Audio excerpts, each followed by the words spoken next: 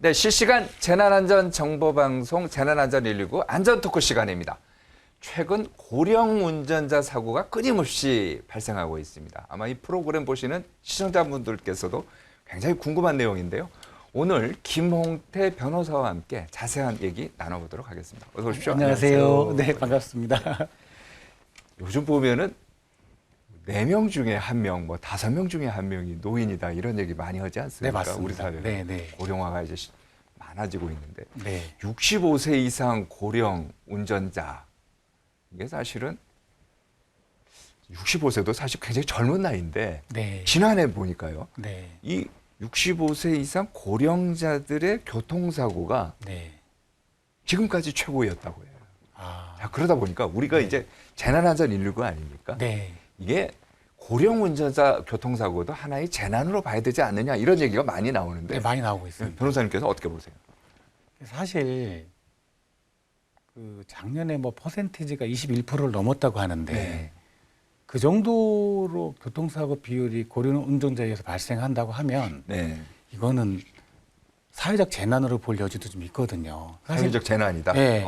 사회 안전 구조에 경고등이 들어온 거예요. 아. 이 고령 운전자들은 실제 신체적인 능력이 좀 부족하거든요. 그러니까 아무래도 뭐 나이가 드시니까요. 그렇죠.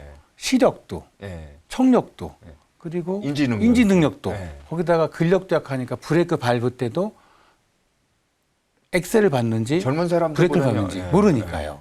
그러다 보니까 이런 사고들이 좀 많이 발생하고 있는 거고요. 결국 이거를 방지하기 위해서 네.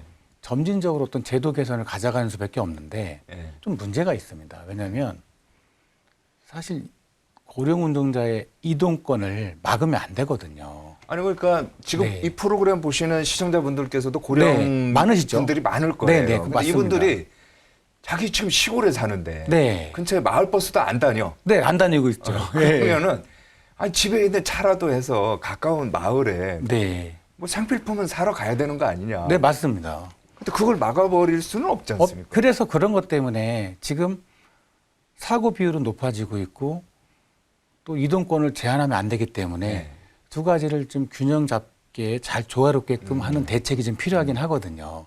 이제 조금 나오고 있는 얘기들이 뭐 조건부 면허를 도입하자 아, 아니면은 운전면허증을 좀 자진 반납하는 걸 좀 확대해 보자. 예. 뭐 이런 얘기들이 좀 나오고 있는데 그런 것들이 다 충분한 네.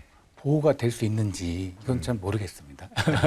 자 그러면 네. 지금부터 저희가 한 30분 정도요. 네네네. 집중적으로 하나하나 이제 알아보도록 하겠습니다. 네, 알겠습니다. 자, 먼저 최근 인천에서는요. 길 가던 모녀가 돌진하는 차량에 치여서 중상을 입은 아주 참 안타까운 사고가 발생을 했습니다. 사고를 낸 가해자는 70대 고령 운전자였습니다.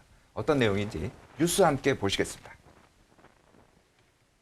인천의 한 공영주차장. 검은 승용차가 차단봉 앞에 멈춰섭니다. 손을 뻗어 주차 요금을 정산하는가 싶더니 맞은편 인도로 빠르게 돌진합니다. 차량은 화물차와 부딪힌 뒤에도 속도를 줄이지 못하고 모녀를 들이받았습니다. 모녀는 차에 깔렸고 지나가던 행인들까지 가세해 이들을 구하려 했지만 차체를 올리기엔 역부족이었습니다.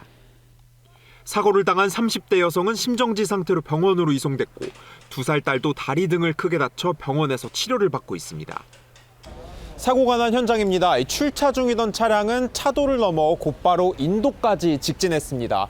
인도 위 간판이 떨어져 나갈 정도의 속도였습니다. 운전자인 70대 남성은 주차 요금을 정산하려다 사고를 낸 것으로 조사됐습니다. 운전자 역시 자신의 운전 실수라고 경찰에 진술했습니다. 경찰은 교통사고 처리 특례법상 치상 혐의로 운전자를 입건하고 정확한 사고 경위를 조사하고 있습니다. KBS 뉴스 이윤우입니다. 자, 사고를 낸 70대 운전자 네. 실수였다, 과실이었다 인정은 한 것 같아요. 네네네. 어떤 실수를 얘기하는 거예요? 이게 고령 운전자들의 특징인데요. 순간 판단력이 저하되기 때문에 네. 브레이크 페달을 밟을지 가속 페달을 밟을지를 착각하는 그러한 오동작이 발생하는 겁니다. 네. 이게 뭐 이게 네. 오른쪽 발을 보통 이제 오른쪽 네, 발을 맞습니다. 바로 옆에 붙어 있기 때문에. 네, 그렇죠. 네. 오른쪽인지 왼쪽인지 헷갈리는 거죠. 아. 그러다 보니까 브레이크를 밟아야 될 때 가속 페달을 밟으면 꼭 급발진으로 착각하게 하는 것만큼 속력으로 확 돌진하게 되고 그렇죠. 그러면 앞에 가는 행인들은 피할 겨를이 없는 겁니다.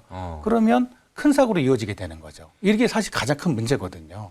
영상을 보면은 네. 지금 바로 저거잖아요. 네, 지금 네, 간판이 떨어질 정도였다면 굉장히 세게 달렸다는 건데 맞습니다. 네. 속도는 어느 정도 된 거예요? 일반적으로 영상에 나온 것처럼 간판이 떨어질 정도다 그러면 40km에서 60km 정도 추정을 하거든요. 네. 근데 저희가 보통 추정하는 게 그렇다는 거지 만약에 저 상태에서 가속 페달을 밟았으면 네. 더 빠른 속도로 진행할 수도 있는 거예요. 시속 60km가 넘어간다면 피하기 되게 어렵거든요. 근데 물론 정확한 거는 이제 블랙박스라든지 그 주위 CCTV 등을 좀 확보해서 알아보면 네. 좀 더 정확히 알 수는 있겠지만 네. 아무튼 굉장히 위험한 사고가 발생한 건 사실입니다. 그러니까. 네. 아까 보면은 뭐 옆에 뭐 물건 파는 트럭 같은 게 네. 흔들릴 정도로 굉장히 엄청나게 컸습니다. 세게 네. 달린 거 아닙니까? 네, 그렇습니다. 자, 그런데요. 시청자분들께서 또 궁금한 게 이런 거예요. 네. 자, 사고는 냈어요. 사고는 냈는데 그러면 이제 경찰에서 처벌을 할 거 아닙니까? 네, 네. 처벌을 하는데 고령자이기 때문에 네. 뭐 좀 쉽게 말해서 봐준다거나 뭐 이런 건 없나요? 사실 고령이라는 이유 하나만으로 뭐 처벌에 의해서 수위를 낮추거나 이런 것은 없습니다. 다만 형사 처벌을 하다 보면 양형을 하는 단계가 있는데 네. 그 단계에서는 고령으로 인한 신체적 능력이 저하되고 네. 이제 시력도 저하돼 있고 청력도 그렇죠. 저하돼 있고 네. 그리고 근력도 저하돼 있다 이런 상황들에 대해서는 조금은 양형 단계에서 판단을 해줘서 네. 형을 좀 낮춰주는 효과는 있습니다. 근데 그것보다 더 큰 게 뭐냐면 네. 고령 운전자분들은 굉장히 반성하는 태도를 보이세요. 대부분. 왜냐하면 본인이 그렇게 하고자 해서 한 게 아니고 자기 신체적 능력 부족과 판단력 저하 때문에 그런 사고가 발생한 거기 때문에 굉장히 반성을 하시고 그리고 어떻게든 피해자와 합의를 하시려고 하는 노력을 많이 보이십니다. 그런 것 때문에 실제 형 단계에서는 좀 벌금형이라든지 집행유예라든지 네. 이런 것들이 나오는 경우가 좀 많이 있습니다. 네. 그러니까 그런 부분에 대해서는 본인이 과실을 빨리 인정을 하고 네. 피해자들한테 또 선처를 바란다고 네. 용서를 구한다든지 맞습니다. 하면은 그런 게 양형에는 좀 영향을 줄 수 많이 있어요. 줍니다. 네. 자, 고령 운전자 교통사고는요. 한 번 발생하면 중상으로 이어질 확률이 높다고 합니다. 지난해 7월 서울시청 부근에서 68살 거의 뭐 70이 이제 다 돼가는 운전자가 차량을 이제 몰다가요. 네. 9명이 숨지고 6명이 다치는 큰 참사가 이제 발생했습니다. 당시 뉴스 저희가 모아봤는데요. 그거 한번 보시겠습니다. 서울 중구 북창동의 선술집 앞. 가게를 나온 시민들이 인도에 서서 이야기를 나누고 있습니다. 갑자기 밝은 불빛이 비치더니 차량이 이들을 덮칩니다. 큰 소리에 놀라 뛰쳐나온 사람들은 엉망이 된 거리를 살피고 차가 지나간 자리엔 오토바이와 플라스틱 박스가 나뒹굽니다. 갑자기 요란한 그냥 갱음과 함께 부앙 소리가 나더라고요. 다친 사람들이 사방돼서 나뒹기고 있더라고요. 사고 직전에는 횡단보도를 건너는 시민들 뒤로 역주행 차량이 쏜살같이 지나가기도 했습니다. 자칫하면 더 큰 인명피해가 생길 수도 있었던 상황. 사람들은 사고가 난 곳을 바라보며 쉽게 자리를 뜨지 못합니다. 또 다른 CCTV 영상엔 간발의 차로 사고를 피한 행인들의 모습도 담겼습니다. 한 시민은 차가 지나간 자리에 그대로 누워 놀란 가슴을 쓸어내립니다. 인도와 횡단보도를 차례로 덮치고 간 차량은 세종대로 사거리를 가로지르고 나서야 멈췄습니다. 눈 깜짝할 새 벌어진 사고. 시민들이 있던 자리엔 참혹한 잔해만 남았습니다. KBS 뉴스 최혜림입니다. 보면은 네. 아무리 이제 차량 돌진을 했다고 하지만 네, 네. 제가 얘기한 것처럼 9명이 숨지고 6명이 크게 다친 네. 사고면은 참사 아닙니까? 굉장히 큰 사고입니다. 그 피해가 사실상. 왜 이렇게 커졌죠? 이유가 뭐예요? 당시에 이제 작년 7월 1일 저녁으로 좀 기억을 하는데요. 그때 그 일방도로에서 역주행을 했던 걸로 기억을 합니다. 시청역 부근에서. 그러다 보니까 굉장히 빠른 속도로 역주행해서 들어왔고, 그리고 서 있던 행인들이 그 빠른 속도를 전혀 피할 수 없는 이런 순간이었던 것 같습니다. 그러다 보니까 여기는 차가 지나가지 않을 거라고 네, 생각을 한 전혀 거죠. 예상을 못했던 네. 곳이죠. 그러다 보니까 가드레일을 뚫고 확 들어오다 보니 순간 그냥 그 교통사고 그 크기의 큰 사고를 피할 수 없는 그런 상황이 발생했던 겁니다. 네. 근데 이제 보면은 이게 사고를 낸 그 운전자가요. 네. 이제 고령인 것도 있지만은 네. 더 중요한 게 30년 이상 버스를 몰았던 베테랑 운전자라고 네, 해요. 맞습니다. 네, 그렇다고 그러니까 보도됐습니다. 일반 뭐 예를 들어 뭐 나이가 들다든지 네. 기저질환이 있다든지 뭐 이래 갖고 운전을 하다가 사고를 내면 이해가 되는데 네. 아니 30년 이상 베테랑 버스 운전자도 네. 이런 사고를 내냐 이게 참 이해가 안 돼요.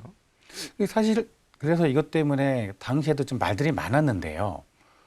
아니 30년 동안 그것도 버스를 몰던 기사분이었는데 네. 왜 어떻게 이렇게 큰 사고를 내느냐. 예. 근데 결국 여기서 고령 운전자의 문제점이 좀 원인을 찾아볼 수 있는 건데 결국 판단력 저하가 이런 큰 참사를 가져온 것이거든요. 판단력 저하. 예. 아까도 계속 말씀드리지만 신체적 능력이 떨어지다 보니 특히 야간이었고 근력이 떨어지다 보니 역시 마찬가지로 브레이크 페달인지 가속 페달인지를 제대로 판단을 하지 못하고 밟아버린 겁니다. 그러니까 계속 밟아버리니까 거기 서 있던 시민들은 행인들은 전혀 이런 사고가 발생할 거라 예측하지 못했고 일방도행으로 해서 역주행으로 들어오니 그것도 가드레일 뚫고 들어왔고 전혀 피할 겨를이 없었던 겁니다. 네. 그러다 보니 9명이 사망하는 그리고 6명이 다치는 그런 큰 사고가 났던 것이죠. 네. 그런데 당시 영상을 보면요. 네. 그 운전자 옆에 이제 아내분이 네, 네. 부인이 있었어요. 네, 근데 네. 이 얘기를 들어보면은 아니 브레이크가 작동이 되지 않았다. 또는 이 버스 운전자도 그 운전자죠. 네. 아 이게 급발진 아니냐 네, 이렇게 네. 주장을 했던 것 같아요. 이후에 어떤 결과가 나왔나요? 네, 그렇게 주장을 자꾸 하셔서 실제 서울 남대문 경찰서에서 조사를 좀 과학적으로 수사를 했는데요. 당시에 주변에 있던 CCTV 12대를 아마 조사했던 걸로 알고 있습니다. 그리고 블랙박스도 4개를 확보했고요.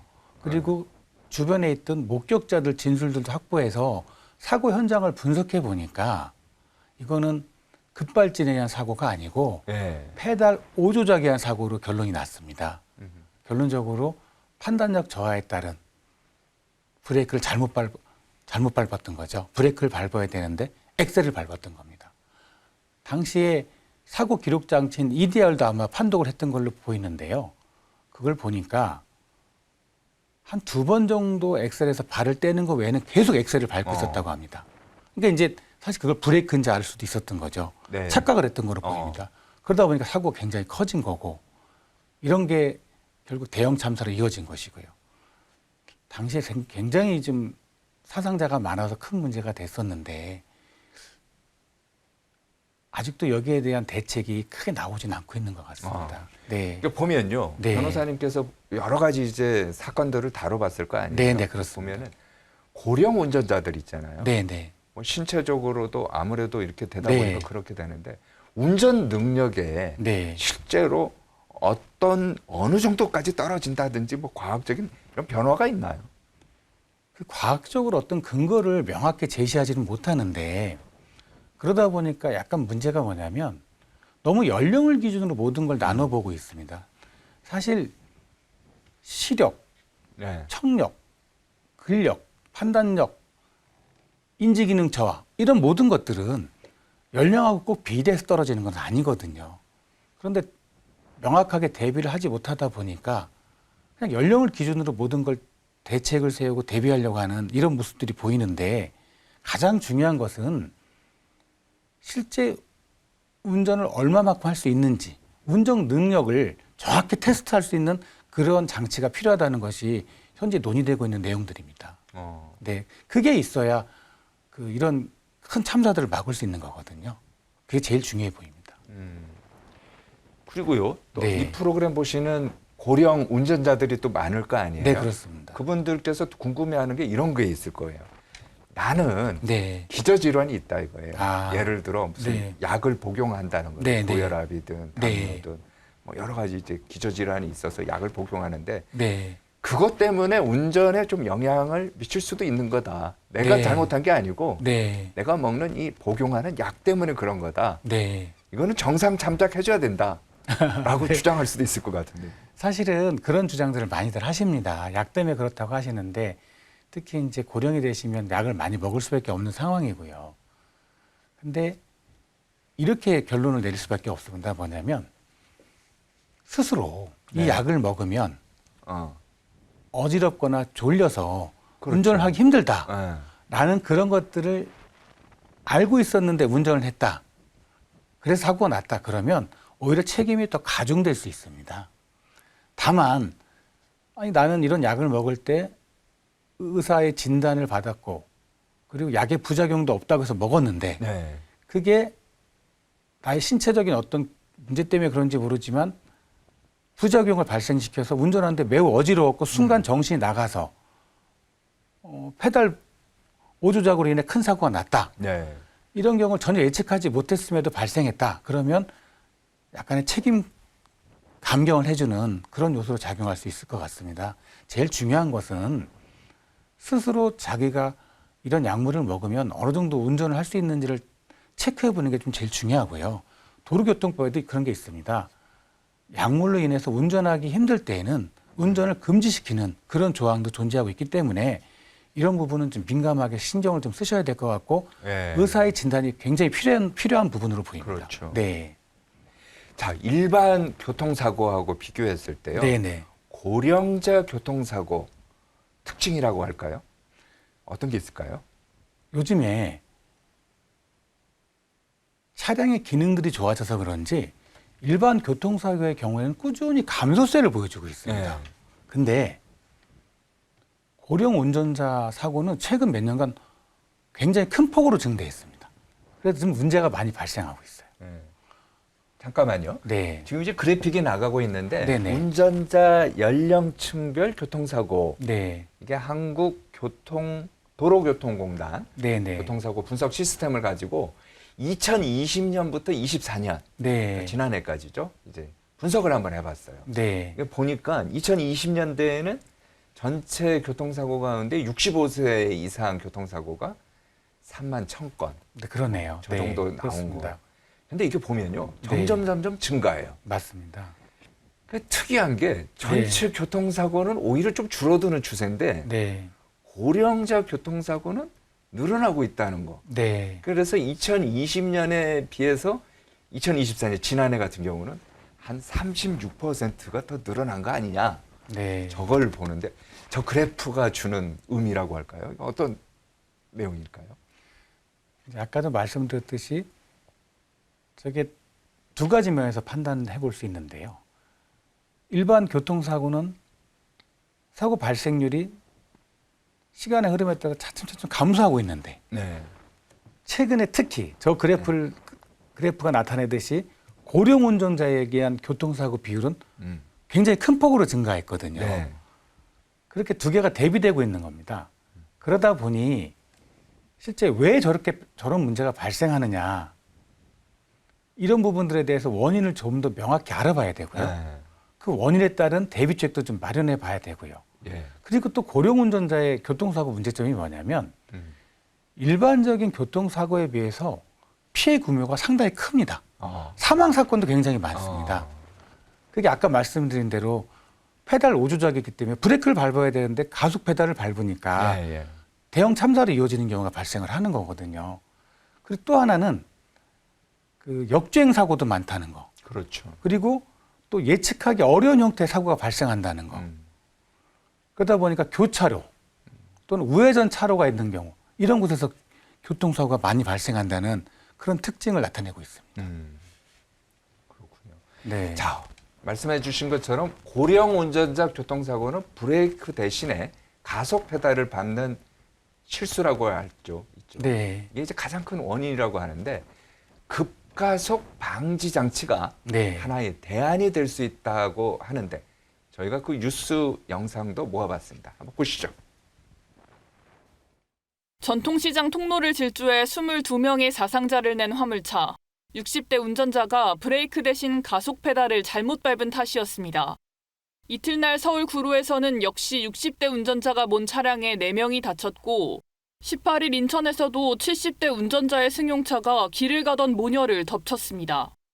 모두 고령 운전자의 페달 오조작이 사고 원인으로 지목됩니다. 경찰이 3개월간 고령 운전자 141명에게 지원된 페달 오조작 방지 장치를 분석한 결과 비정상적 가속으로 인한 페달 오조작 의심 사례가 71차례 발생한 걸로 확인됐습니다. 평소에는 그런 운전 행태가 전혀 없으셨는데 급가속이 발생을 한 게 71건이고 그걸 원천 차단한 횟수라고 생각을 해주시면 될 것 같습니다. 2019년부터 5년간 발생한 페달 오조작 사고 운전자 가운데 65세 이상인 경우는 전체의 25%를 넘습니다. 노인의 경우 인지 기능과 반응 속도 저하로 오조작이 일어날 우려가 상대적으로 큽니다. 시청역 차량 돌진 사고 이후 오조작 방지 장치 장착을 의무화하는 법을 마련했지만 실제 시행은 3년 뒤입니다. 이 사고는 앞으로도 계속 일어날 확률이 상당히 높습니다. 고령 운전자 같은 경우 페달 O 조작 방지 장치를 달았을 때 우리 일명 이야기하는 보험료를 좀 할인해 준다든지 이런 방법으로 유도를 좀 해요. 경찰은 다음 달 1일부터 고령 운전자의 신청을 받아 페달 오조작 방지 장치 2차 보급을 진행할 계획입니다. KBS 뉴스 신수빈입니다. 자, 페달 오조작 방지 장치. 네. 이게 이제 법으로도 이제 의무화 이제 하도록 하고 있는 것 같긴 맞습니다. 한데 네. 실제로 효과는 어때요? 효과요? 이게 지금 방금 본 방송에서도 드러났듯이 141명을 대상으로 3개월간 관찰을 해보니까 무려 71건의 페달 오조작 사고 나왔어요. 같은 내용이 지금 감지됐거든요. 상당한 수치입니다. 물론 한 사람이 한 건이라고 판단해 볼 수는 없겠지만 그렇게 본다고 하면 1인당 0.5건이 나타내 줄 수 있는 건데 꼭 완벽한 그 비율은 아니지만요. 근데 페달 오조작 방지 장치라는 게 15km 이하의 저속 주행 중에 갑자기 가속 페달을 80% 이상으로 올리거나 그다음 엔진 회전수가 급증하는 경우에 이거를 방지하는 장치이기 때문에 그리고 저 실험에서 실질적으로 사고로 이루어진 사건이 한 건도 없었다고 드러났기 때문에 굉장히 큰 사고 방지 효과가 있는 걸로 나타나고 있습니다. 그래서 정부도 이런 효과를 인정했기 때문에 올 12월부터 7개 광역시에 730명을 대상으로 인해서 2차 사업 확대를 하고 좀 있는 상황이고요. 그리고 2029년부터는 아까 말씀하신 대로 신차에도 의무적으로 이 장치를 장착하도록 하고 있습니다. 네. 근데 이제 당장이 아니고 저기 보면은 3년 뒤부터 이제 의무적으로 시행하는 거 아니에요? 네, 그렇습니다. 3년 뒤에 그러면요. 시행입니다. 저렇게 되면은 경제적인 부담 같은 것도 있을 것 같은데 아까 뉴스 영상에서 보면 그래서 이제 보험료를 할인해 준다든지 보험회사에서 그걸 부담을 좀 일부를 해준다든지 이런 얘기를 좀 하는 것 같아요. 이게 아무래도 보험료는 이제 할인을 해주는 게 좀 타당해 보이고요. 사고를 낮춰주니까 그거를 보험회사도 자기들도 나름대로 부담을 해야 되는 영역이 있는 것 같고요. 국가가 의지를 좀 갖는다면 저런 장치들을 의무적으로 장착하게 하고 일정 정도 세제 혜택이라든지 그다음에 통행료 혜택이라든지 이런 부분들로 혜택을 줌으로써 자연스럽게 사고를 좀 방지할 수 있는 그런 대책을 세울 수 있는 것으로 보입니다. 네. 자, 그러면 또 하나 이제 저렇게 해서 방지 장치도 하겠지만 본인은 분명히 이거는 급가속이다. 급가속 사고다. 그리고 경찰이나 이쪽에서 전문가들이 볼 때는 그건 페달 오작동이다. 그러면 아예 페달 블랙박스 이거를 그냥 설치를 해서 정확하게 사고 원인을 아는 게 운전자 입장에서도 속 시원할 것 같고요. 제가 봐도 굉장히 속 시원할 것 같습니다. 그 페달 블랙박스라는 거는 일반적인 블랙박스가 사고 현장을 좀 촬영하는 거잖아요. 그렇죠. 근데 페달 블랙박스는 가속 페달을 밟았는지, 음. 브레이크 페달을 밟았는지, 그리고 밟았다면 어느 정도 깊숙이 밟았는지 이걸 기록하는 장치거든요. 아니 지금 AI 시대라고 하는데 그 정도 기술은 아무것도 아닐 것 아니, 같은데. 전혀 아닙니다. 네. 충분히 가능합니다. 네. 그리고 장착을 해야 된다고 저는 생각을 합니다. 이게 두 가지 면에서 중요한데요. 네. 이거를 장착해 놓으면 아무래도 사고 방지 효과도 사고 네. 방지를 막는 측면, 사고를 막는 측면도 충분히 있고요. 또 하나는 사후적으로 사고가 났을 때 네. 이게 급발진인지 어. 아니면 본인의 과실인지 페달 작동을 잘못시킨, 즉 그러한 부분 때 발생한 건지 충분히 밝힐 수 있거든요. 그러다 보니까 민사 책임도 형사 책임도 분명히 할 수 있고요. 또 나중에 형사 형량을 결정할 때도 네. 봐라. 내가 잘못한 게 아니고 이러이러한 문제점들이 기계에 존재했었다라는 걸 드러낸다면 기계적 결함이다. 예, 결함이다라고 얘기한다면 얼마든지 형사 책임에서도 감경될 수 있거든요. 그리고 계속 지금 기계적 결함 얘기들이 나오고 있기 때문에 과연 그런 게 원인이 됐는지도 이걸 장착해 본다면 분명히 밝힐 수 있어 보입니다. 네. 그래서 저는 장착하는 거에 굉장히 찬성하는 입장입니다. 네. 근데 이제 좀 더 근본적인 문제를 하려면 운전자의 운전 능력을 네. 제도적으로 잘 검증하는 게 이게 더 중요하지 않을까요? 제가 봐도 운전자의 운전 능력을 굉장히 좀 잘 판단해서 어떻게 보면 좀 운전을 제한할 경우는 제한을 하고 네. 운전면허를 취소해야 될 경우는 면허를 취소하는 경우 네. 이런 경우가 좀 있어야 된다고 생각을 합니다. 어느 나라도 75세 이상 고령자인 경우에는 3년마다 정기적으로 적성 검사를 받게 하고 있거든요. 65세 이상도 좀 기간은 길지만 적성 검사를 받게끔 돼 있습니다. 네. 그리고 75세 이상의 경우에는 교육도 받게 하고 있고요. 하지만 아까도 말씀드렸듯이 이러한 것 자체가 너무 연령을 기준으로 획일적으로 나눈 다음에 그 획일적 기준에 따라서 그 시행을 하고 있는 거기 때문에 말씀하신 대로 과연 운전 능력이 얼마큼 되는지를 명확하게 특정할 수 있다고 보이지는 않습니다. 아, 네. 그럼 또 한계가 있군요. 네, 그런 한계가 있습니다. 그렇다 보니까 어떻게 보면 요즘에 조건부 운전면허 제도를 좀 시행해 보자 이런 얘기들이 있습니다. 조건부 운전면허라는 건 뭐냐면 야간에는 운전을 하지 말든지 아, 고속도로에서 운전을 금지시키든지 가까운 거리만. 네, 운전한다 하더라도 가까운 거리만 운전을 시킨다든지 이런 것들을 좀 시행해 보고자 하는 건데 두 가지 면에서 문제가 있습니다. 고령 운전자, 특히 조건부 운전면허 소지자들에 대한 네. 이동권이 제약이 되는 편이 하나 있고요. 맞아요. 그리고 이 조건부 운전 부분을 위반했을 때 어떻게 잡을 것인지, 어떻게 적발할 것인지 이런 문제가 남습니다. 네. 그러니까 말씀하신 것처럼 무조건 몇 세 이상 나이를 네. 정해서 그 이상은 운전 못해. 이거는 이제 말이 안 되는 거고요. 예, 좀 사실 좀 예. 불합리해 보입니다. 예. 네. 그러니까 운전 고령에 있는 분들도 운전을 할 수 있으면서도 네. 또 사고를 안 내고 네. 피해를 줄일 수 있는 방법, 네. 예방할 수 있는 방법. 이걸 좀 고민해봐야 돼요. 자, 그러면 네. 이게 우리나라만의 문제는 아닌 것 같아요. 네, 맞습니다. 다른 나라도 보면은 지금 고령 네. 사회에 들어가서 특히 이웃 나라 네. 일본 같은 경우도 문제가 많지 않습니까? 맞습니다. 외국 사례는 어떻습니까? 그러니까 이제 외국 사례들을 몇 개만 좀 들어보면 일본 같은 경우에는 75세 이상인 경우에는 인지 능력이 저하됐는지를 한번 판단을 받아봅니다. 그래서 인지 능력이 저하됐다고 네. 판단하면 의사의 진단을 받고요. 의사의 진단 결과에 따라서 운전면허를 취소하거나 정지시킬 수 있습니다. 미국 같은 경우는 주마다 다른데 일리노이주 같은 경우에는 75세 이상인 경우에는 도로에서 실제 운전을 하면서 예. 얼마나 운전할 수 있는 그 능력을 직접 테스트를 한번 해봅니다. 아, 호주도 마찬가지입니다. 75세 이상인 경우에는 의사의 건강진단서를 첨부해야 되고요. 85세 이상인 경우에는 도로에서 실제 주행 능력을 한번 테스트해 봅니다.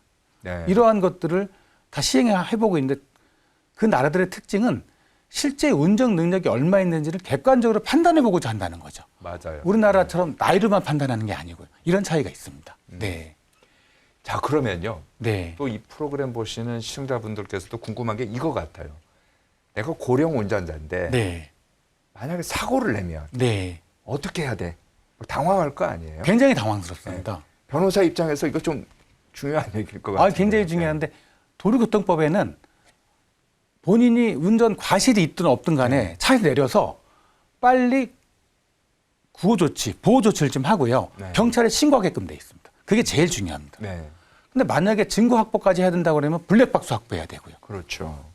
그리고 사고 현장을 다들 핸드폰 있지 않습니까? 스마트폰으로 이렇게 다 촬영을 해서 자세하게 남겨놓고 좀 더 똑똑하고 세밀하신 분들은 현장 체크하면서 기록까지 다 하십니다. 그리고 주변에 있는 목격자들 전화번호 물어서 네. 연락처 확보합니다. 아. 굉장히 중요합니다. 이런 것들 하고 나중에는 사고 기록 장치인 EDR 장치 전문가한테 보내서 그 분석까지 합니다. 그런 것들이 굉장히 중요해 보입니다. 네. 알겠습니다.